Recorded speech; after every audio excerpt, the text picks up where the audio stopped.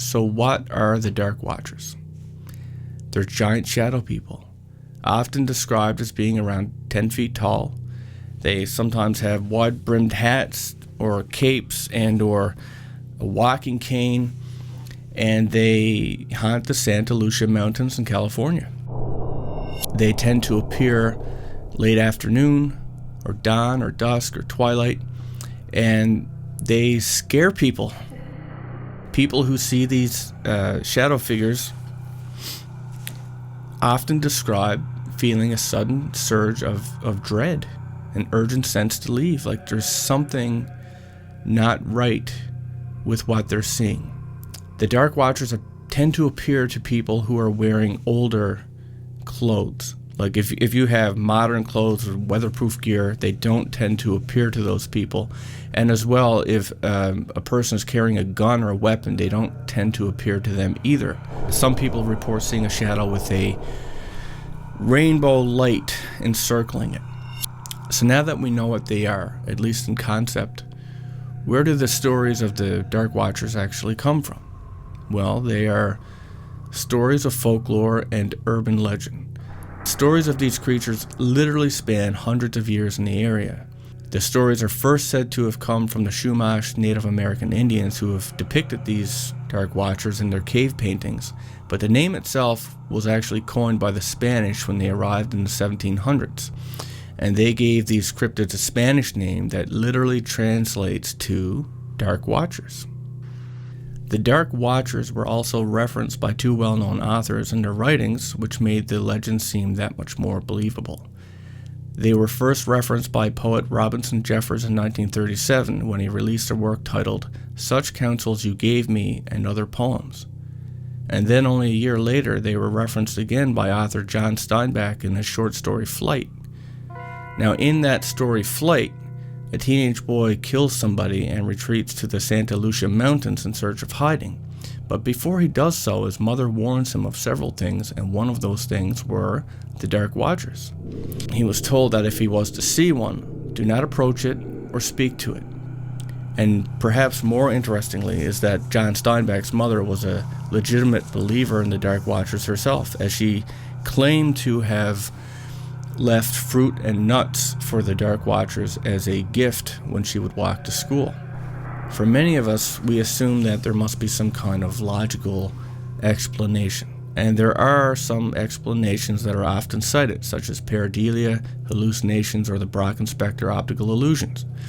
Now, pareidolia refers to the way that we see a face in the snow, or somebody sees Elvis in their piece of toast, or whatever. We're wired to see human faces. So if somebody has preconceived notions of the Dark Watchers and they go climbing into the Santa Lucia Mountains, well, maybe subconsciously they make themselves see it. People also hallucinate, especially when they're exhausted or if the oxygen level is low as they are climbing to higher elevations in the mountains. Now, perhaps the more unique explanation is the Brocken-Spector optical illusion, which ties to that rainbow effect that I mentioned earlier. When a person is elevated and the sun is low and behind the person and they look down, sometimes they see their own shadow and it looks like it's cast on the clouds. They see a rainbow of light encircled around the shadow. And if you look this up, you will find many references to this optical illusion within regards to the Dark Watcher phenomenon. But of course, I made a point of trying to find encounters that aren't so easily explained. So the first story involved a man who was hiking a remote trail in California. And when he was around an hour into his trek, he began to feel paranoid, like somebody was watching him. And he looked up to the top of the mountain and he saw a black shadowy figure. Now at first he gets this little bit of a fright, but then, he dismisses it and he thinks that it's just a shadow. And as a joke to himself, he waves to it.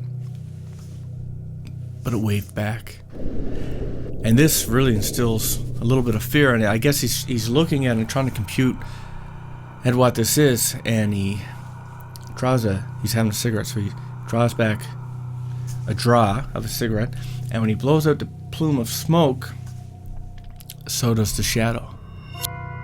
And this really sets him off, really freaks him out, and he runs back to his car. Another man named Joey had been hiking in the San Fernando Valley, and he was a long-distance runner, so he's basically up here doing training. And he's hiking, and he gets to this specific spot, and he looks up into the mountains, and he sees what he thinks is a person. But because of where the person is, now it still looks like a shadow, but he thinks it's a person. And where the shadow is, he just can't compute how a person could get there. He doesn't understand, and he stops and he looks and he tries to figure it out, and he can't. And so he dismisses it and continues on with his track. Now fast forward a year later, and Joey's hiking the same area, gets to the same place, and he sees the same thing. Only this time, it's accompanied by this great sense of fear, this urgent urge to leave the area. And as he's flustered with all these feelings and he's staring at the shadow, it disappears right before his eyes. Similarly, a high school principal in the 60s was out hiking in this area when he came across one of these dark figures. And as he spots this thing, he gestures to a group of hikers, "Look, look." And as he does this, it too disappeared in front of his eyes. Now, perhaps more interestingly is the story of this woman who had been hiking in the mountains with a group of friends, and she came across a dark watcher, and she points it out to her friends, but nobody else could see it. She was the only one who could see the dark watcher. There were also at least 2 stories that I came across where there were more than one dark watcher spotted, like a group of them. So the first story involved these 2 friends, and they're out driving late at night, and they drive past this area that seemed to be full of abandoned farms, and their car breaks down. So it's late at night, it's dark, they have 2 options, right? They could either get out in the dark in the middle of nowhere and try to walk to a gas station, or they could spend the night in the car. And of course they do the latter. So while they're doing this, they get out from time to time to have like a cigarette break. And at one of these cigarette breaks, somebody notices they could see shadow people lined up, like practically encircling the car. This terrified them. They get back in the car, and of course, if they slept, it wasn't right away. They said that these things stayed there practically till morning. Another case where multiple dark watchers were seen comes from a pilot who flew a small plane around the Santa Lucia range right after sunset and saw what he claimed to be 7 dark figures, all of which were spaced about a quarter mile apart.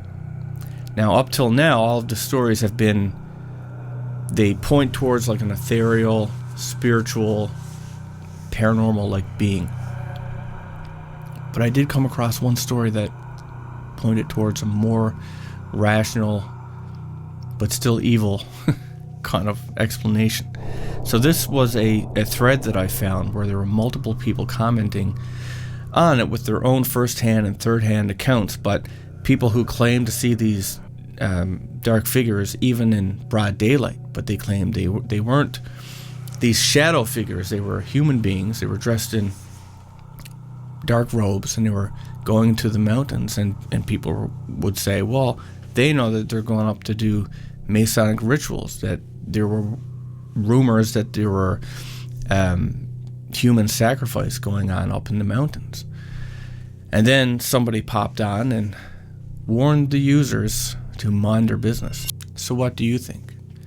Are the Dark Watchers a paranormal entity, or do you believe it's people going up into the mountains to commit human sacrifice or Masonic rituals?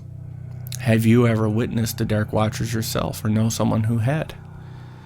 If so, I'd love to read about it in the comments below.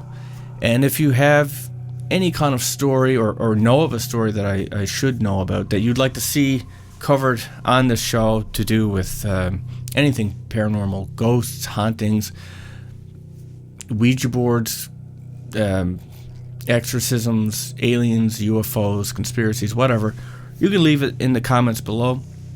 And if it's something that really tickles my fancy, I might reach out to you to see about doing an episode on it. And with that said, if you enjoyed this episode, there are many more and things like it at the official site, which is bookofdarkly.com. That's bookofdarkly.com. Thanks for watching.